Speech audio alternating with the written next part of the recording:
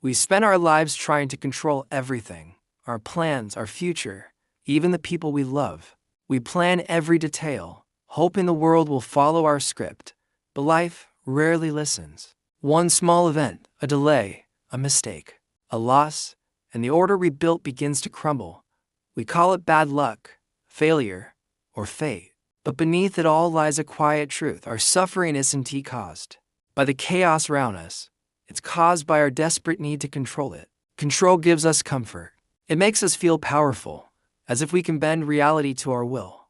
But what if that's the greatest illusion of all? What if peace isn't found in control, but in surrender? This is the paradox most of us never question. The more we try to control life, the more life controls us. 2,000 years ago, in the ancient streets of Rome, a boy was born into slavery. His name was Epictetus. He had no freedom, no wealth, no power, not even ownership of his own body. Yet, history remembers him not as a slave, but as one of the wisest men to ever walk the earth. Epictetus realized something most people never do. That true freedom doesn't come from controlling the world around you, but from mastering the world within you. When people asked him how he stayed calm in the face of pain and loss, he would simply say, "Some things are up to us, and some things are not." In those words lies a truth so simple and yet so powerful that it can change the way you see every struggle in your life. Because the moment you stop fighting for control over what isn't yours, you begin to discover the peace that was always waiting beneath the chaos. Every moment of life can be divided into two parts: the things we can control and the things we cannot. We can control our thoughts, our actions, our attitude, and our effort. But we cannot control how others think, how life unfolds, or when change arrives. Yet most of our suffering begins when we confuse the two.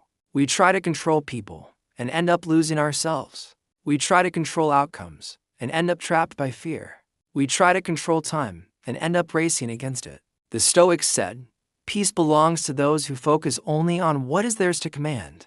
And centuries later, the Buddha said the same truth in a different way. Attachment is the root of suffering. Because the more you cling to how life should be, the more you miss the beauty of what life already is. Control is not strength, it's resistance. And resistance always breaks before the flow of life. Think about the last time something didn't go your way. Maybe someone left without saying goodbye. Maybe a dream you worked for slipped away at the last moment. Or maybe life just didn't turn out the way you planned. In those moments, it feels like the world is against us. We replay every detail, trying to understand what went wrong. But the truth is, nothing went wrong. Life simply went its own way. We suffer because we try to resist what is. We suffer because we expect the world to move according to our design. Yet, the world was never ours to control, only our response to it was. The Stoics call this the discipline of acceptance. It doesn't mean giving up. It means seeing things clearly, without demanding they be different. When you stop fighting reality, something incredible happens. Your heart becomes lighter. You begin to notice the quiet peace that was always there, hidden beneath the noise of your expectations. Letting go is not weakness.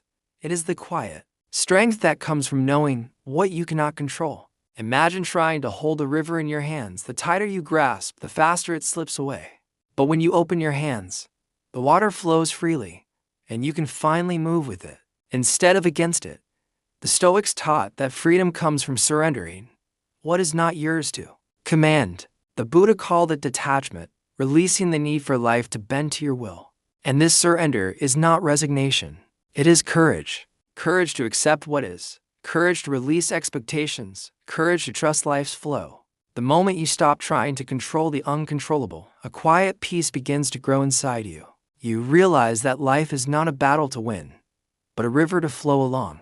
So, how do you practice this in your everyday life? Start small. Notice the moments when you try to force life to follow your plan.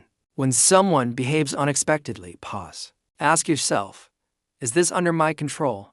If it's not, let it go. When plans fall apart, breathe.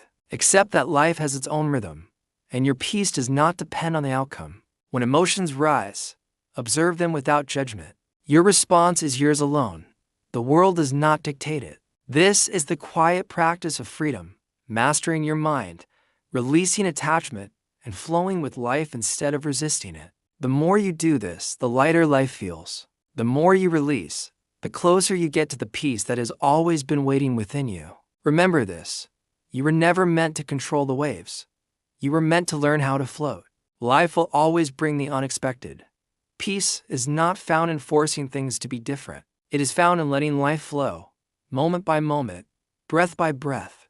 So today, release what you cannot hold. Trust the rhythm of life. Flow with it. And in that flow, discover the quiet freedom that has been waiting all along. If this message brought you calm, share it with someone who needs it today. Let them know peace is possible even amidst life's chaos.